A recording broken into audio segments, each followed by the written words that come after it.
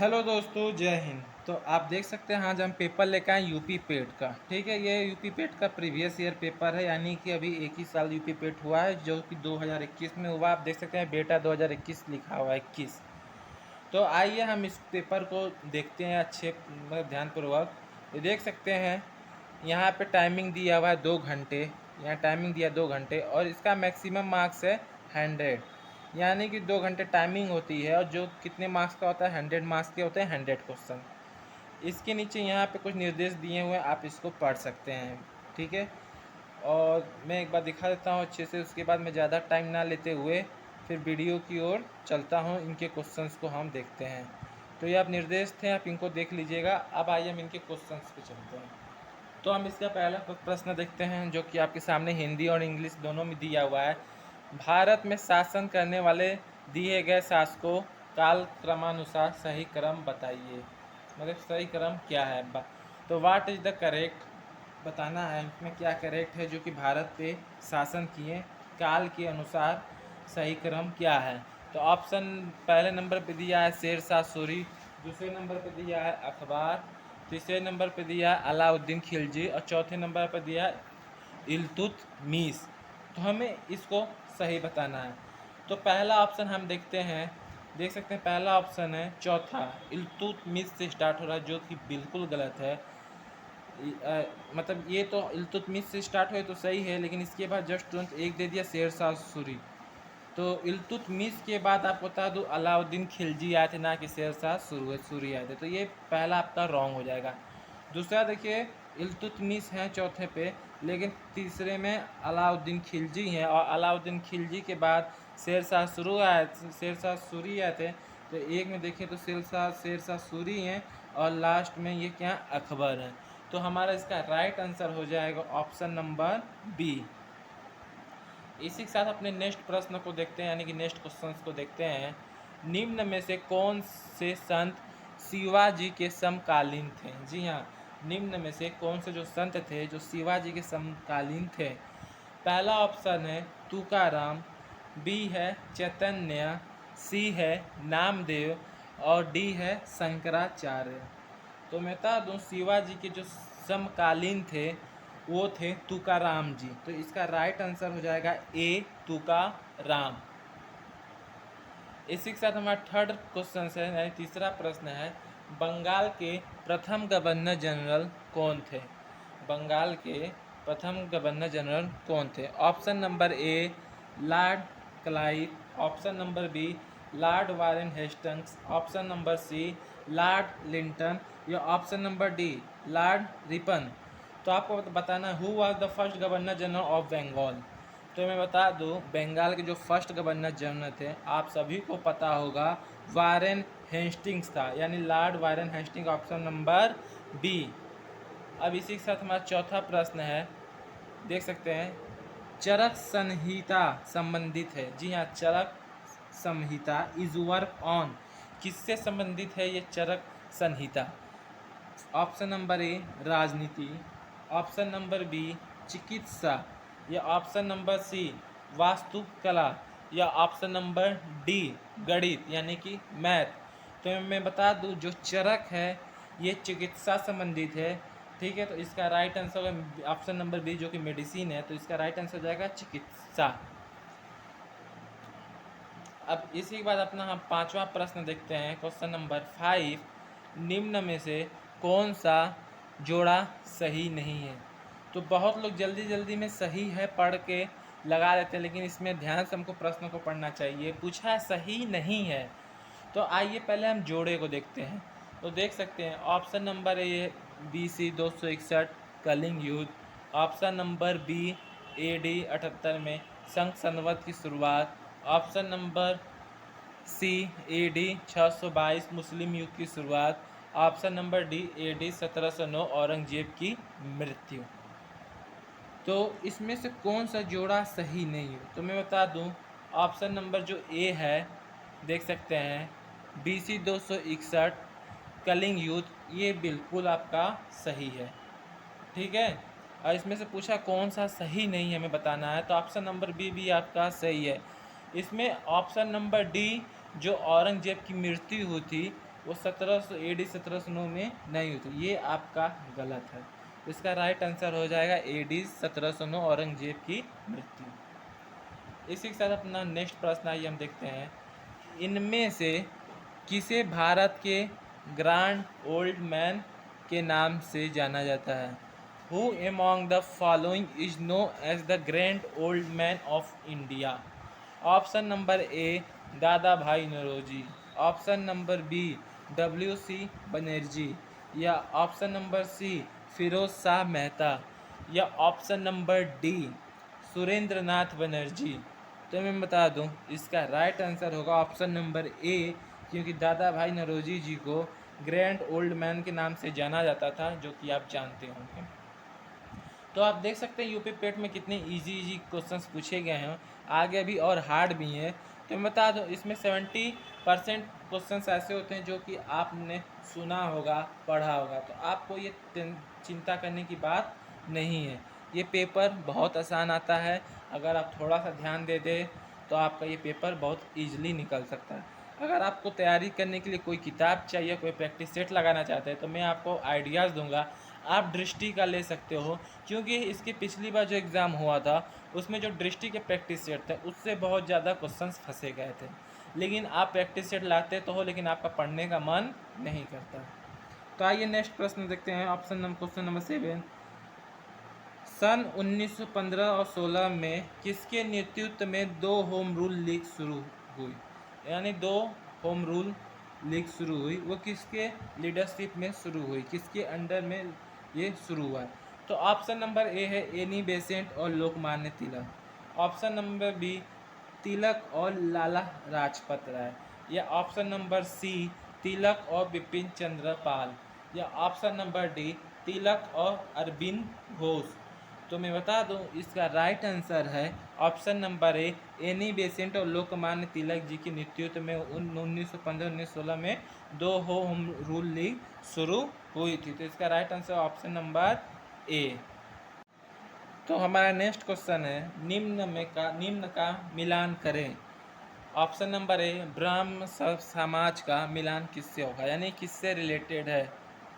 Option number B Ramakrishna mission किससे related है, option number C Arya Samaj किससे रिलेटेड है, ऑप्शन नंबर डी सत्य शोधक किससे रिलेटेड है। तो ऐसे प्रश्न करने के एक बहुत सटीक तरीका मैं आपको बता दूं। ऐसे प्रश्न करने के लिए हम इसके बहुविकल्पी को सबसे पहले देखते हैं, या मैं आपको ऐसे बता देता हूं, आप ध्यानपूर्वक समझिए।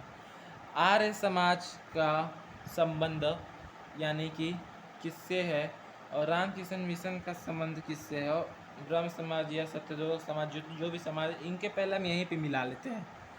तो देख सकते हैं सबसे पहला ऑप्शन नंबर ए है ब्रह्म समाज का रिलेटिव कौन है। तो मैं बता दूं, इसका राइट आंसर होगा राम मोहन राय। तो हम इसको मिलान कर देते हैं ये 3 नंबर से। ऑप्शन नंबर बी है रामकृष्ण मिशन का संबंध किससे है, तो इसका होगा, इनका संबंध था रामकृष्ण मिशन यानी स्वामी विवेकानंद, और बहुत से जगह रामकृष्ण मिशन चलता है NGO, जहाँ पे लोगों का मुफ्त में इलाज होता है। और रामकृष्ण मिशन की सबसे बड़ी अस्पताल की बात करूँ तो बनारस में इनका सबसे मतलब कि बात करें तो बहुत बड़ा इनका अस्पताल है, जहाँ पे मुफ्त मिशन चलता है, वहाँ पे हर बीमारियों का इलाज होता है। रामकृष्ण मिशन स्वामी विवेकानंद जी द्वारा चलाया गया था। ऑप्शन नंबर सी है आर्य समाज, यानी ये किसके द्वारा चलाया गया था, इसका राइट आंसर होगा दयानंद सरस्वती जी द्वारा। जी हाँ, आर्य समाज जो थे इसको दयानंद सरस्वती जी द्वारा चलाया गया था। लास्ट बढ़ता है सत्य शोधक समाज। तो मैं बता दूं, इसमें ऑप्शन दिए हैं 5 और हमें बहुविकल्पी दिए हैं 4। अगर ये 4 बहुविकल्प के 4 ऑप्शन देते हैं तो लड़के लास्ट जो बचता है वो लगा देते हैं, लेकिन इसमें 2 ऑप्शन दिए हैं लड़के को फंसाने के लिए कि लड़के कंफ्यूज हो जाएं कि चौथा होगा कि पांचवा होगा। मैं बता दूं, सत्य शोधक समाज जो था ये ज्योतिबा फुले जी द्वारा चलाया गया था। तो इसका राइट आंसर क्या होगा ये देखते हैं। तो इस क्वेश्चन का राइट आंसर हो जाएगा ऑप्शन नंबर सी। देख सकते हैं तीसरा, पहला, दूसरा और पांचवा। तो आइए इसी के साथ क्वेश्चन नंबर 9 देते हैं, जो कि बहुत इजी क्वेश्चन है और आप लोगों के दिमाग में तुरंत आ जाना चाहिए। अगर ये नहीं आता तो आप बहुत पीछे हैं और बहुत बड़े गधे हैं, तो आपको पढ़ने की ज़रूरत है। तो आप प्रैक्टिस सेट लगाना शुरू कर दीजिए, क्योंकि करो या मरो ये हर 15 अगस्त 26 जनवरी कोई भी प्रोग्राम में हमें नारे के साथ इसको रटवाया जाता है। हमारे टीचर्स भी इसको हमेशा बताते रहते हैं कि करो या मरो का ये जो है नारा किसने दिया था। तो ये बहुत आसान नारा है, बहुत इजी नारा है, जो कि हम लोगों को याद होना चाहिए। मैं ऑप्शंस को नहीं पढ़ूंगा, अगर आपके दिमाग में आ गया तो अच्छी बात है, यानी कि आप यूपी पेट को क्रैक कर सकते हो। अगर आपको नहीं आता तो आपको बहुत मेहनत करने की ज़रूरत है, क्योंकि बिना मेहनत किए कुछ नहीं मिलने वाला है इस ज़िंदगी में। तो करो या मरो का नारा महात्मा गांधी जी द्वारा लगाया गया था। इसका राइट आंसर होगा option number D, Mahatma Gandhi. अब इसी के साथ हमारा 10वां क्वेश्चन है आपके सामने है। जब सुभाष चंद्र बोस जी ने भारतीय राष्ट्रीय कांग्रेस के अध्यक्ष पद से इस्तीफा दिया तो इस पद का प्रस्ताव किसे दिया गया था? जी हाँ, जब सुभाष चंद्र बोस जी ने भारतीय राष्ट्रीय कांग्रेस के अध्यक्ष पद से इस्तीफा दिया तो इस पद का प्रस्ताव किसे दिया गया? ऑप्शन नंबर है जवाहरलाल नेहरू, क्योंकि बहुत से लड़के आंख बंद करके जवाहरलाल नेहरू पे लगा देंगे, क्योंकि वो सोचते हैं कांग्रेस में पंडित जवाहरलाल नेहरू के सिवा कोई है ही नहीं, जो कि वो बिल्कुल गलत है। Option number B Pattabhi Sitaramayya. Option number C doctor Rajendra Prasad, या option number D JB Kripalani. तो बता दूँ, इसका राइट आंसर होगा option number C doctor Rajendra Prasad. जी हाँ, जब इस्तीफा दिए थे सुभाष चंद्र बोस जी ने राष्ट्रीय कांग्रेस के अध्यक्ष पद से, तब डॉक्टर राजेंद्र प्रसाद जी को प्रस्ताव दिया गया था। ऑप्शन नंबर क्वेश्चन नंबर 11 है, सॉरी ऑप्शन में बोल दिया। सलारपन बिजली परियोजना किस नदी पर स्थित है? जी हाँ, ये बहुत लोगों को नहीं आएगा, लेकिन ये हमेशा पूछा गया प्रश्न है। जो लड़के हमेशा तैयारी करते हैं वो तुरंत बता देंगे चिनाब नदी के किनारे। जी हाँ, मैंने तो आंसर ही बता दिया, क्योंकि ये हमेशा पूछा जाता है कि सलारपन बिजली परियोजना किस नदी के किनारे हो, तो इसका राइट आंसर होगा चिनाब नदी। इसी के साथ हमारा नेक्स्ट क्वेश्चन से क्वेश्चन नंबर 12, बसंत विषुव होता है? जी हाँ, वर्नर इक्विनोक्स टेक प्लेस। बसंत विषुव कब होता है? ऑप्शन नंबर ए 21 मार्च, या ऑप्शन नंबर बी 18 जून को, या ऑप्शन नंबर सी 23 सितंबर को, या ऑप्शन नंबर डी 22 दिसंबर को। तो मैं बता दूं, इसका राइट आंसर होगा ऑप्शन नंबर ए 21 मार्च को, जो कि vernal equinox take place on होता है। 13वां क्वेश्चन है, राजस्थान में खेतड़ी परियोजना किसके उत्पादन के लिए प्रसिद्ध है? जी हाँ, राजस्थान में जो खेतड़ी परियोजना है ये किसके उत्पादन के लिए प्रसिद्ध है? और राजस्थान हमारा बहुत सी चीज़ों के लिए प्रसिद्ध है। तो मैं बता दूँ, खेतड़ी परियोजना ये देखते हैं किसके लिए प्रसिद्ध है। ऑप्शन नंबर ए जस्ता, ऑप्शन नंबर बी इस्पात, ऑप्शन नंबर सी तांबा यानी कि copper, option number D aluminium. तो मैं बता दूं, इसका राइट आंसर होगा ऑप्शन नंबर सी तांबा। कॉपर के लिए ये खेतड़ी परियोजना बहुत प्रसिद्ध है हमारे राजस्थान में। 14 नंबर क्वेश्चन देख सकते हैं, काजीरंगा राष्ट्रीय उद्यान कहाँ स्थित है? ये बहुत इजी क्वेश्चन है, जो कि हर पेपर में पूछा गया है। तो इसका राइट आंसर होगा असम। इसका राइट आंसर है असम। ये असम में स्थित है। बहुत से यूपी ट्रिपल एससी पेट हुआ या यूपी ट्रिपल एससी का और भी एग्जाम हुआ, यूपी कॉन्स्टेबल हुआ, जीडी वगैरह के एग्जाम में भी ये प्रश्न पूछा गया है। तो इसके साथ नेक्स्ट क्वेश्चन है, निम्न में से कौन सी हिमालय नदी तंत्र की नदियां हैं? जी हाँ, निम्न में से कौन सी हिमालय नदी की तंत्र की नदियां हैं, यानी कि हिमालय रिवर सिस्टम के अंतर्गत आती हैं। तो आप इनको देख सकते हैं अच्छे से। ऑप्शन नंबर ए है Kaveri, sorry option number first है क्वेश्चन नंबर 1 है कावेरी, ऑप्शन नंबर सेकेंड है गंगा, ऑप्शन नंबर तीसरा मतलब तीसरी नदी है ब्रह्मपुत्र, और चौथी नदी है गोदावरी। तो मैं बता दूं, सबसे पहले आपको सेकेंड नंबर पकड़ना है, क्योंकि हिमालय से गंगा जी निकलती हैं सभी को पता है। तो हम पहले देख लेते हैं सेकेंड है कहाँ कहाँ पे, क्योंकि हम ऑप्शन सॉल्व करते हैं। सेकेंड यहाँ पे और यहाँ पे, यानी बी और डी, यानी फर्स्ट और सी नहीं होगा, ये दोनों कैंसिल कर दो। सेकेंड और थर्ड में देखते हैं, ब्रह्मपुत्र जो कि हिमालय से निकली है, 100% सही है। नेक्स्ट ऑप्शन गोदावरी जो कि हिमालय से नहीं निकली है, यानी कि इसका राइट आंसर होगा ऑप्शन नंबर बी, यानी कि गंगा और ब्रह्मपुत्र जो नदी है ये हिमालय की रिवर सिस्टम है। तो इसी के साथ हमारा नेक्स्ट क्वेश्चन देखते हैं, बैंक दर का अर्थ है। जी हाँ, जो बैंक की दर है उसका क्या अर्थ है उसे आपको बताना है। ऑप्शन नंबर ए, साहूकारों द्वारा ली जाने वाली ब्याज दर। ऑप्शन नंबर बी, अनुसूचित बैंकों द्वारा ली जाने वाली ब्याज दर। ऑप्शन नंबर सी, बैंकिंग संस्थाओं के लाभ की दर। या ऑप्शन नंबर डी, देश के केंद्रीय बैंक द्वारा ली जाने वाली आधिकारिक ब्याज दर। तो बैंक रेट मीन्स आपको बताना है, तो बता दो इसका राइट आंसर होगा ऑप्शन नंबर डी, जो कि देश के केंद्रीय बैंक द्वारा ली जाने वाली आधिकारिक ब्याज दर। इसी के साथ हमारा नेक्स्ट क्वेश्चन है आपके सामने है, यदि आरबीआई नगद कोषानुपात को घटा दे तो साख सर्जन पर क्या असर होगा। जी हाँ, यदि आरबीआई जो नगद कोषा अनुपात है उसको घटा दे तो साख सर्जन पर क्या असर होगा। तो मैं बता दूं, ऑप्शन नंबर ए, कोई असर नहीं होगा। या ऑप्शन नंबर बी, घट जाएगा। या ऑप्शन नंबर सी, बढ़ जाएगा। या ऑप्शन नंबर डी, इनमें से कोई नहीं। कोई असर नहीं होगा, ये कभी नहीं हो सकता। इनमें से कोई नहीं, ऐसा भी नहीं हो सकता। बी क्या है, घट जाएगा, नहीं घटेगा तो नहीं। ऑप्शन नंबर सी, बढ़ेगा, यानी कि बढ़ जाएगा। अब क्वेश्चन नंबर 18वां देखते हैं, इनमें से किस प्रकार का अर्थव्यवस्थाओं से संसाधनों पर निजी अधिकार होते हैं और आर्थिक गतिविधियों का मुख्य उद्देश्य लाभ अर्जित करना होता है। ऑप्शन नंबर ए, पूंजीवादी। या ऑप्शन नंबर बी, समाजवादी। या ऑप्शन नंबर सी, मिश्रित। या ऑप्शन नंबर डी, वैश्विक। तो मैं बता दूं इसका राइट आंसर होगा ऑप्शन नंबर ए, पूंजीवादी। नेक्स्ट हमारा है 19वां क्वेश्चन, आपके सामने स्क्रीन पे दिख रहा होगा, मैं इसको पढ़ देता हूँ। 100 रुपये के नोट किसके द्वारा हस्ताक्षरित होता है, यानी 100 रुपये के नोट पे किसके द्वारा सिग्नेचर है। मुझे याद है, मेरा एक फ्रेंड गया हुआ था और उसे नहीं पता था कि 100 रुपये के नोट पे किसका सिग्नेचर है।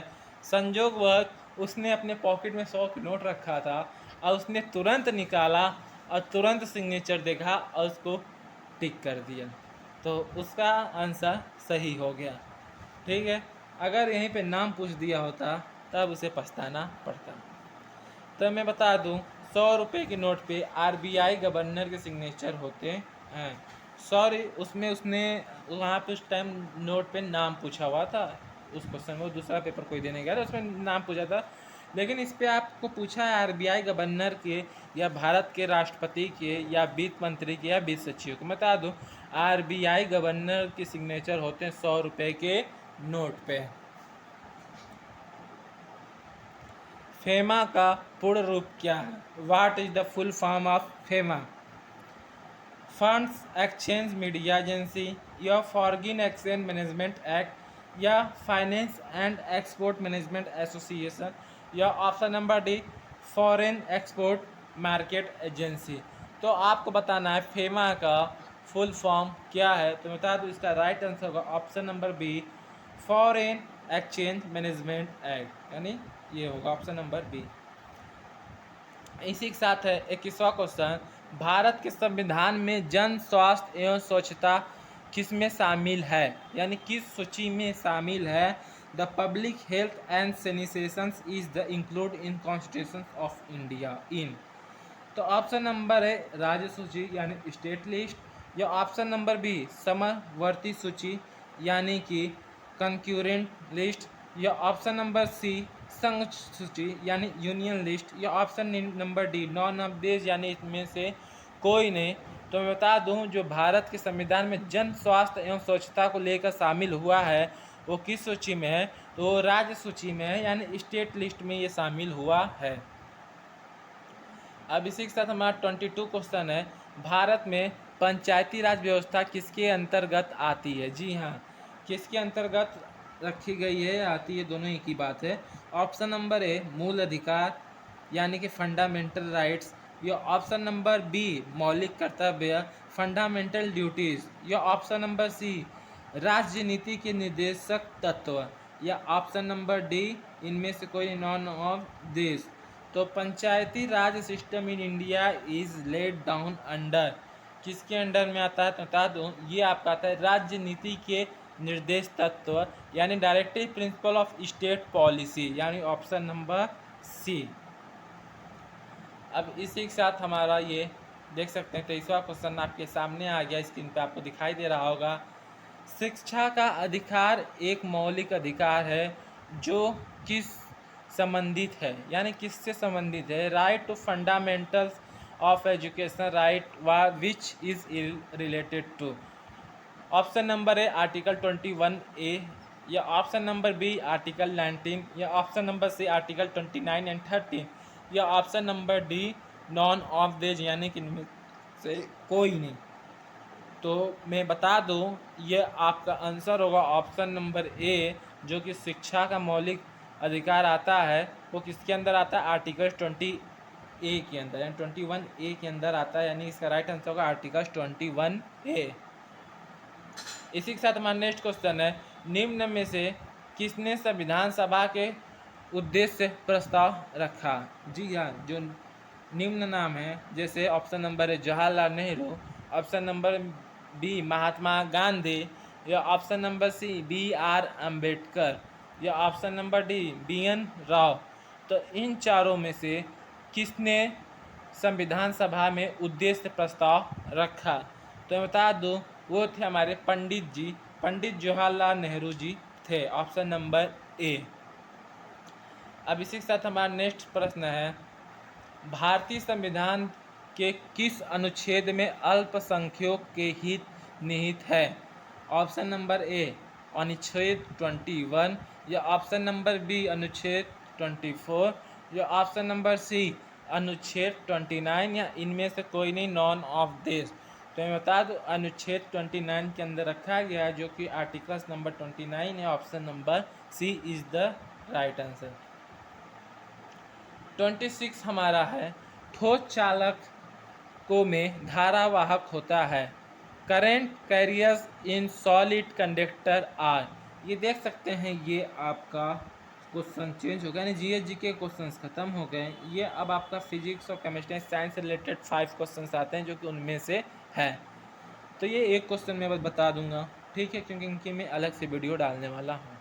तो ठोस चालकों में धारावाहक होता है, ऑप्शन नंबर ए प्रोटॉन, या ऑप्शन नंबर बी न्यूट्रॉन, या option number C free electrons, या option number D none of this. तो मैं बता दूं ठोस चालकों में धारावाहक होता है। बताने से पहले मैं आपको ये भी बता दूं कि चैनल को सब्सक्राइब कर देना, जिससे कि मेरी लेटेस्ट वीडियो आपको मिल सके। और आप किसी भी तैयारी कंपटीशन तैयारी कर रहे हो तो मैं उसके जो भी प्रीवियस ईयर के पेपर होते हैं मैं उनको ज़रूर बताता हूँ। अगर आपको देखना होगा तो आप चैनल सब्सक्राइब कर लें, और लेटेस्ट नोटिफिकेशन जो भी आती है मैं उनको बताता रहता हूँ। तो आप चैनल पे बने रहिए, जिससे हर लेटेस्ट नोटिफिकेशन आपको मिल सके, ठीक है। और वीडियो को शेयर करिएगा, जिससे हर बच्चे तक ये वीडियो मेरी पहुंच सके, क्योंकि आपका प्यार और आपका सपोर्ट मुझे आगे बढ़ाता है, और आपका सपोर्ट जब तक बना रहेगा तब तक मैं आगे बढ़ता रहूँगा। तो देख सकते हैं 26 से ठोस चालकों में धारावाहक होता है। बता दूँ फ्री इलेक्ट्रॉन्स की द्वारा होता है, यानी मुक्त इलेक्ट्रॉन के द्वारा जो है ठोस चालकों में धारावाहक होता है। अगर वीडियो पसंद आई हो तो चैनल को सब्सक्राइब कर लेना और वीडियो को लाइक कर देना। Thank you for watching. जय हिंद, जय भारत।